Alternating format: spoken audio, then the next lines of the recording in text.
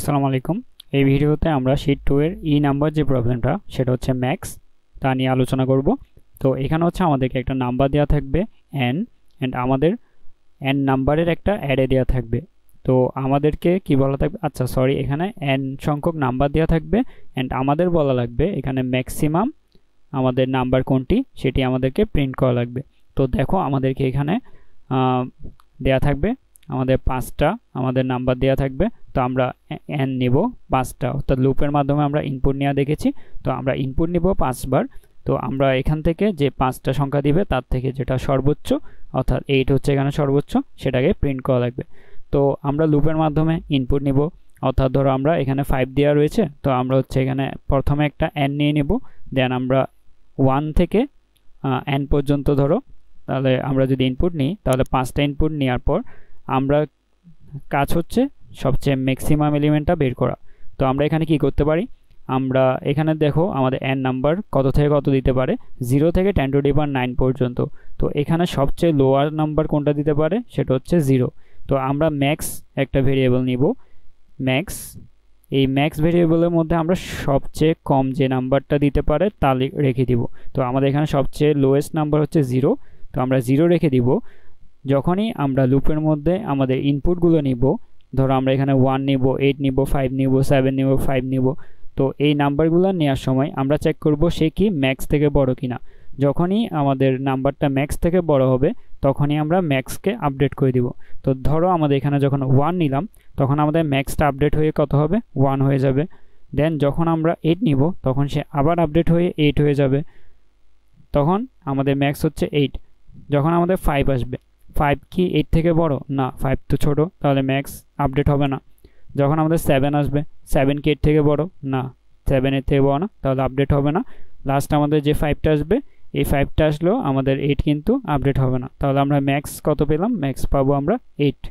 তাহলে আমরা এভাবে হচ্ছে এটা সলভ করব। তো আমরা যদি ভিএস কোডে চলে যাই, আমাদের যদি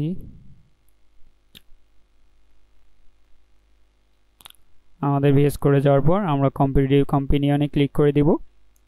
এখানে যখন আমাদের সিপিবি আসবে আমরা এটাতে ক্লিক করব। তো এটা হচ্ছে, আমি একটু জুম করে নিই, আমাদের এটা সাবমিশন যদি আমরা সলিউশনটা পেস্ট করব। তো দেখো আমরা এখানে কি নিয়েছি, আমরা এখানে n একটা ভেরিয়েবল নিলাম, আমাদের n সংখ্যক নাম্বার দিবে, লুপের জন্য একটা i নিলাম, আর এখানে x নিলাম হচ্ছে আমরা ভিতরে যে ইনপুটগুলো নিব, অ্যান্ড আমাদের ম্যাক্স একটা ভেরিয়েবল নিলাম, সেটাকে ইনিশিয়ালি 0 রেখে দিলাম। তো আমরা স্ক্যানএফ দিয়ে আমাদের n সংখ্যক ইনপুট নিচ্ছি। তো এখানে হচ্ছে আমাদের ধরো আমাদের যে টেস্ট কেস দিয়েছে তার জন্য এখানে n হবে 5। দেন আমাদের 1 থেকে n পর্যন্ত আমরা ইনপুট নিব, তাহলে এখানে x দিয়ে আমরা কি নিচ্ছি, ইনপুট নিচ্ছি। দেন আমরা চেক করছি x কি ম্যাক্স থেকে বড় কিনা। যখনই বড় হচ্ছে তখনই আমরা x কে ম্যাক্সের জায়গায় রেখে দিচ্ছি, অ্যান্ড যখনই আমাদের ছোট হবে তখন কিন্তু আমরা এখানে কোনো অপারেশন করছি না। তো এখানে প্রথমবার যখন আমাদের কত আসবে, প্রথমবার যখন আমাদের এই জায়গার মধ্যে আমরা ম্যাক্স তো 0 রেখেছি, যখনই এখানে 1 আসবে তখন আমরা চেক করব x, অর্থাৎ 1 কি ম্যাক্স থেকে বড় কিনা, 0 থেকে বড় কিনা। তাহলে ম্যাক্সের জায়গায় কত বসে যাবে, 1 বসে যাবে, তাহলে এইখানে 0 জায়গায় ম্যাক্স হয়ে যাবে 1। দেন আবার যখন লুপের মধ্যে আসবো, তাহলে লুপের মধ্যে এখন কি করব, আমরা আবার চেক করব আবার এখানে কত আসবে। এখন হচ্ছে আমাদের ম্যাক্স রয়েছে 1, এখন x চলে আসবে কত, 8 যখন আসবে তখন আমরা কি করব, আবার চেক করব।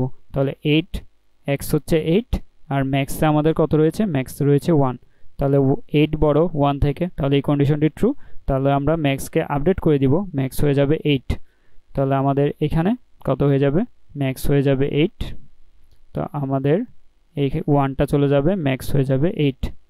যখনই আমাদের পরবর্তী সংখ্যাগুলো আসবে তখন কিন্তু তারা এই কন্ডিশনটি ট্রু হবে না, অর্থাৎ এটি ফলস হবে। তো সে কোনো অপারেশন করবে না এখানে। দেন আমরা লাস্টে গিয়ে আমাদের ম্যাক্স কত পাবো, ম্যাক্স পাবো হচ্ছে 8। তাহলে আমরা এখানে এটা প্রিন্ট করে দিব।